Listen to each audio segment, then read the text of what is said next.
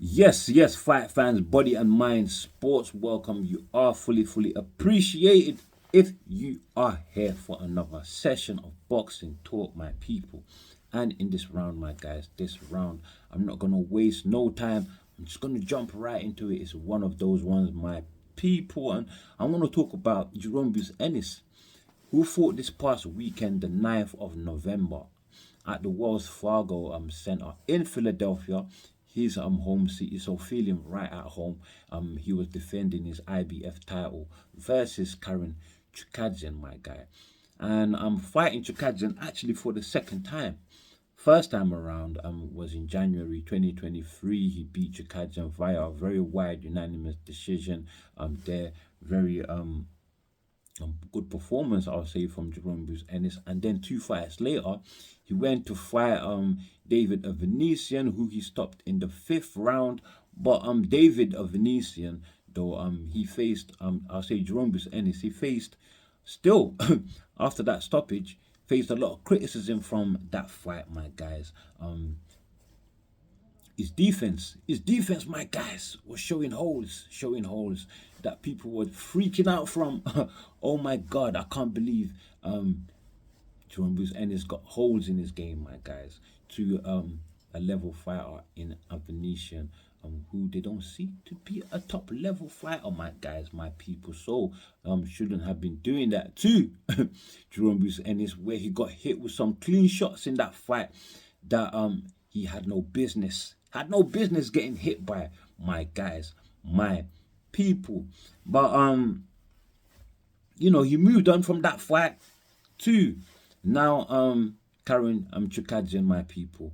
But before Karen Chukhadzhian too, that is, well, it was rumored that he was trying to unify with the WBO champion at 147, who is Brian Norman, my guys. However, those talks somehow they fell through.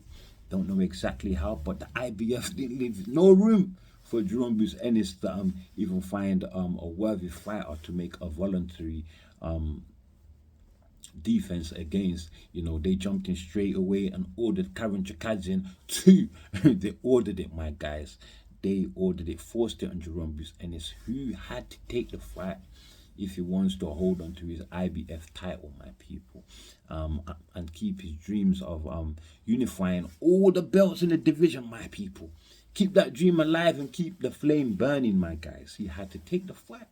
He had to take the fight, my people. And so that is how Karen Chukhadzhian and or should I say Jeron Ennis and Karen Chukhadzhian too was born, my people. That is how it was born. But the fight itself, how did it go, my guys, my people? Well, I thought that, since both fighters are well acquainted already, they had, remember, the first fight. Well, I thought that they would have a good gauge of each other's limits, and so they will know what they can and can't do. And I felt that Jeron Ennis possibly could have done a bit more in the last fight. Some things a little bit better to get the stoppage, and I thought he was actually going to improve in this fight. And he even said that he was going to get the stoppage, my guys. He was looking for the stoppage, my people. However, it wasn't the case. He didn't get the stoppage, my people. And I thought that if the fight does go to a unanimous decision, which it did, he won via unanimous decision. However, though, I thought he would have done it a little more flawlessly, my guys. Not get hit so much. I mean, he got hit a lot, my guys, by Chukhadzhian, my people. He got hit a lot. Chukhadzhian, I thought coming into the fight, couldn't do anything really different to change what ultimately was the inevitable, and that is a Ennis victory. But man, oh man, did he make the fight competitive, Chukhadzhian, my guys. He made it competitive, and it turned out to be an entertaining fight that fans didn't want, my guys. Nobody wanted this fight, but it turned out to be quite interesting, my people. Chukhadzhian neutralized a lot of Ennis's abilities in some ways. Because he actually got knocked down in the fight, by the way. Let me say that. Ennis did actually knock him down, but didn't finish him. So Chukhadzhian, again, just like in the first fight, showing good resilience and durability, my guys, my people. But what he was doing good, especially after when he got dropped, is that he was utilizing techniques of holding. So he was holding, he was holding, I have to say, and he was moving, not as much as he was moving in the first fight. Jeron Ennis said the movement created a difficulty in getting the stoppage the first time around, my people. But in the second fight, Chukhadzhian wasn't moving so much, my people. He stood with Ennis more and exchanged more with Ennis. However, like I said, you would hold now and again, use minimal movement,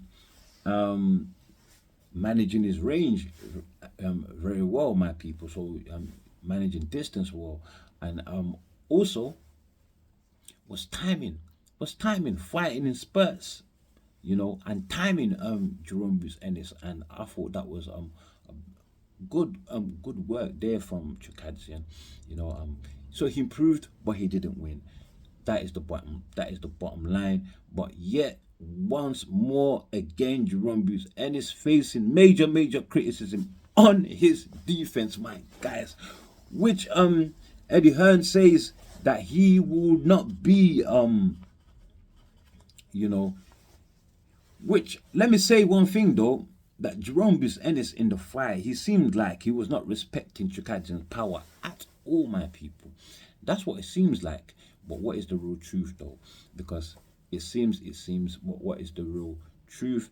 Was Chukhadzhian a better fighter than maybe possibly we all thought? Or is Jeron Ennis possibly not as good as we all think he is, my people? I think he's as good. I think he's as good as I think he is. I don't know about other people, but I think he's as good.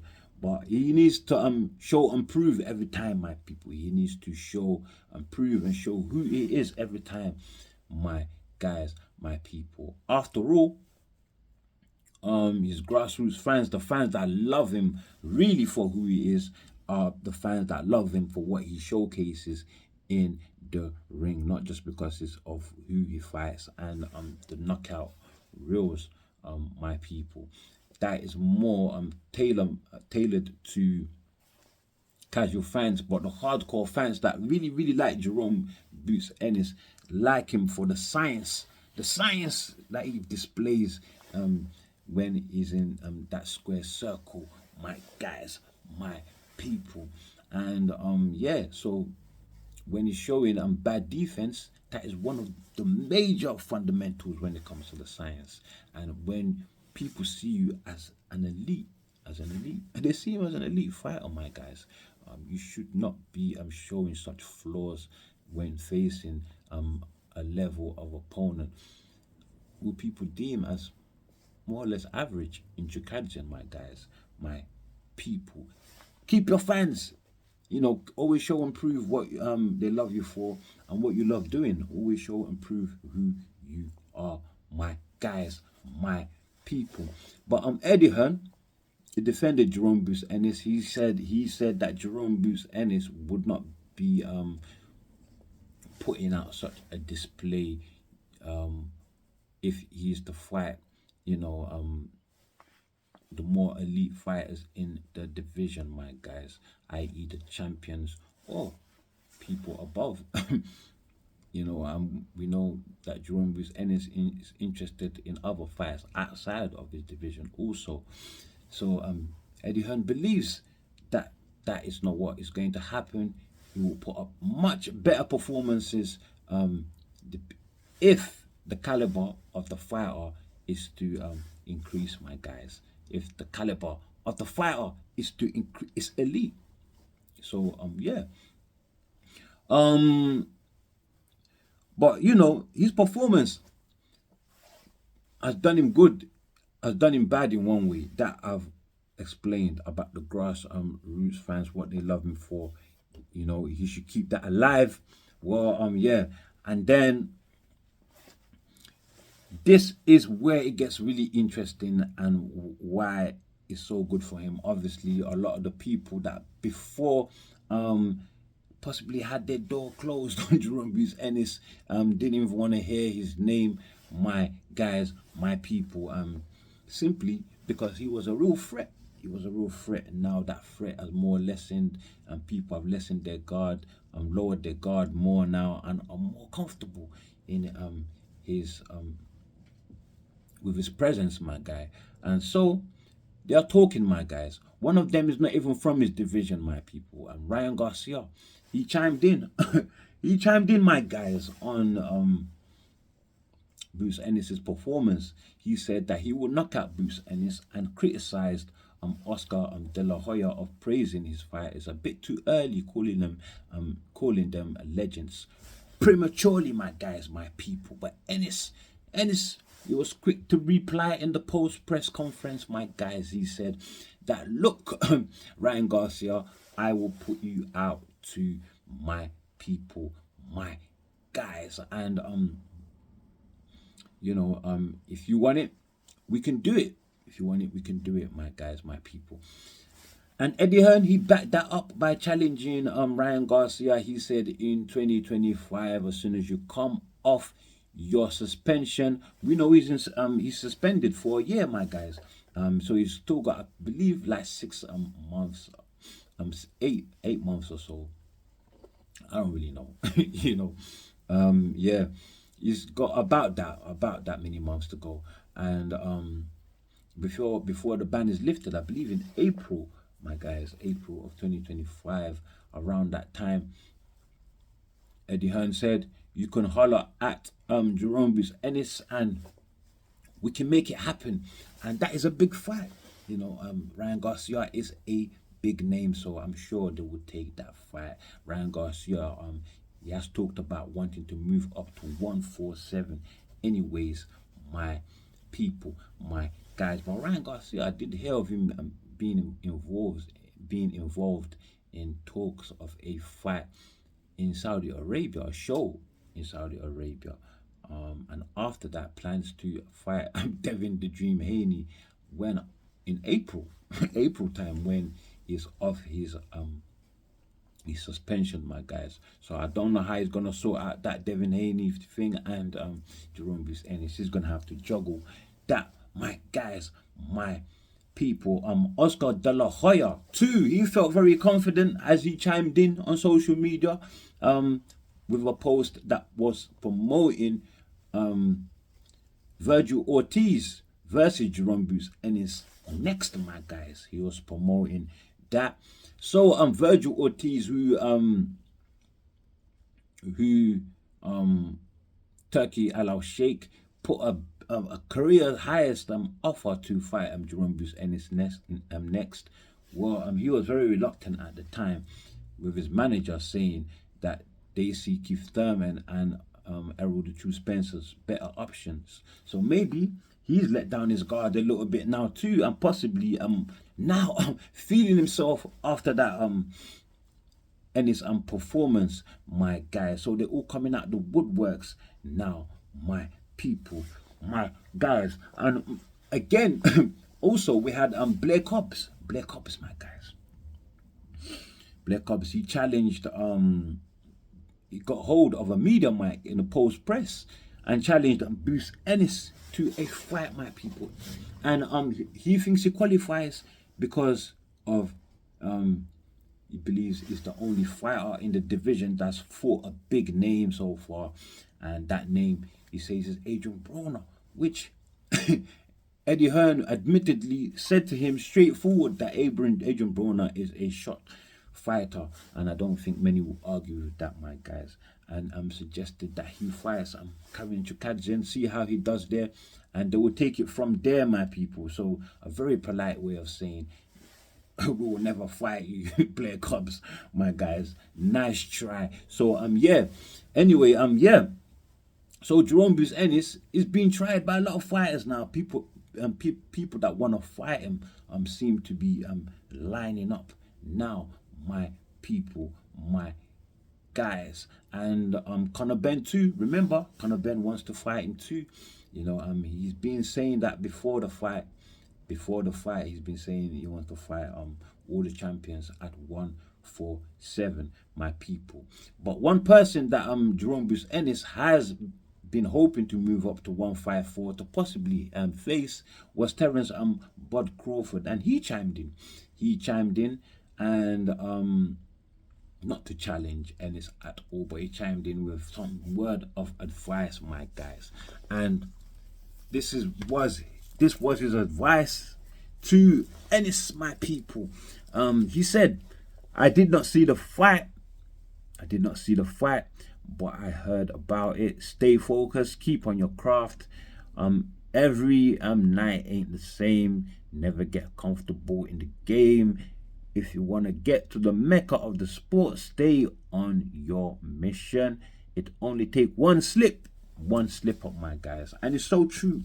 It's so true, my people. Basically letting him know that you have to show and prove every time, my people. As we know, Ennis faced much criticism for not showing and proving in that fight.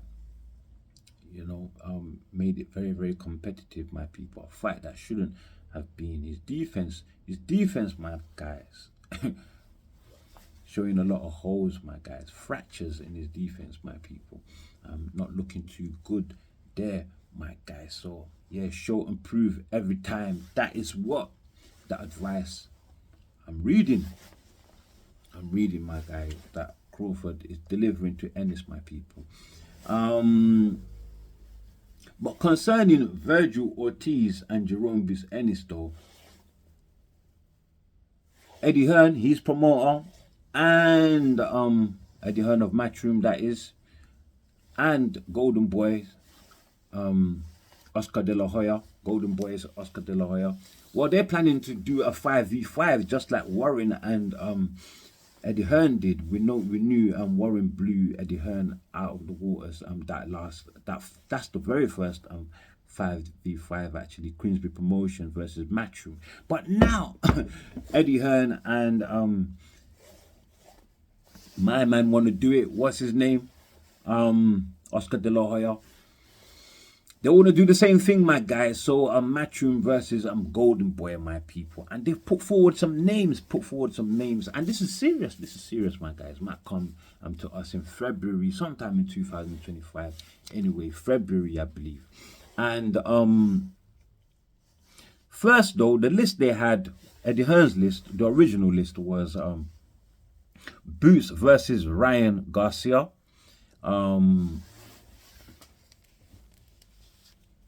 So Boots versus Ryan Garcia, Shakur Stevenson versus Zepeda, Ortiz versus Majimov.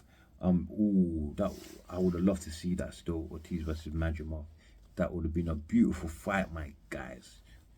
Would have see how he would have done with Majimov after Crawford still. Ortiz and Crawford being talked about fight.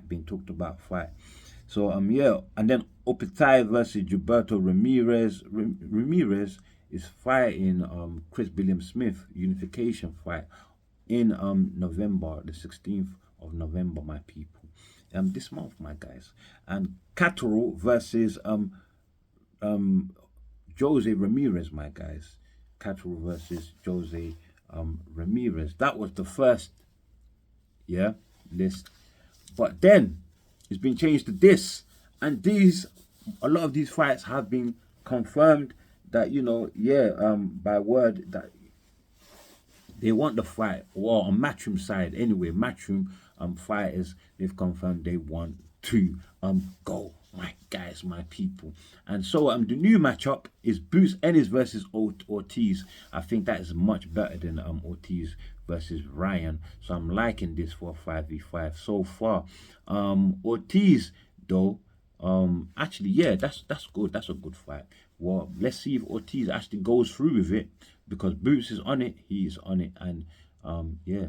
And then Munguia versus Diego Pacheco. The problem there, though, that's not a promised one, because Munguia is no longer a Golden Boy fighter. He actually fights for top rank. So Eddie Hearn is looking at it like only by some miracle you can get Munguia involved. then my guy Pacheco's on board, my guys. We can get it on, my people. And so yeah, Shakur Stevenson versus Cepeda. I'm not too sure about that either.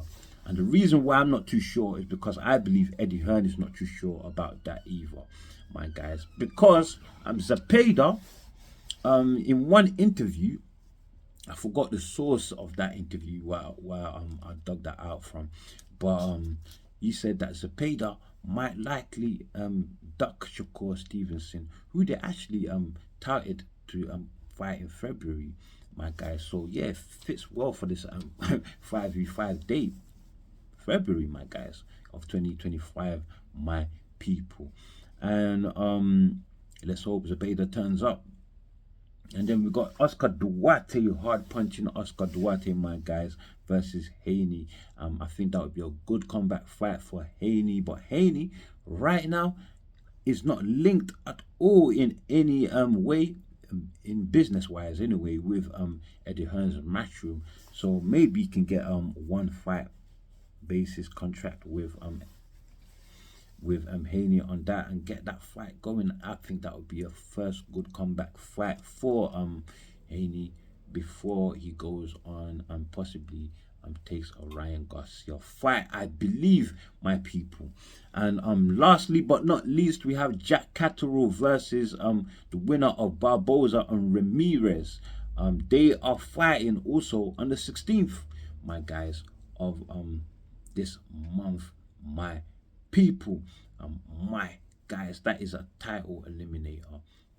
That one there is a title eliminator, my people. So Catterall will is looking to face the winner of that fight in a 5v5, my guys, my people. So yeah, that is what is planned right now, and what Jeron Ennis, what fights he could possibly be involved in from now going forward, my guys. He did say though that even though in a fight, he said after the fight, he did say that he wants to move up to 154. However, he kind of took a step back in the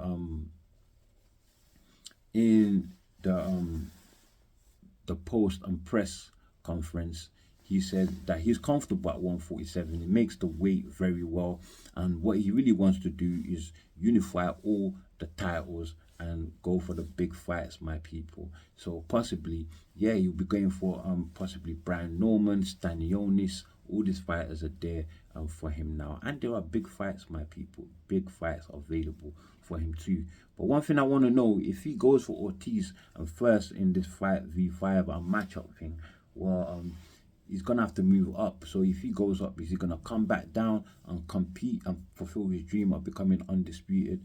Well, that remains to be seen how he plans to attack that, my people, my guys. But yeah, but concerning this, that's all I have for you people in this video, my guys. And so before you leave, do like, do share, subscribe, and of course drop your comments below. And as always, my people, stay super blessed.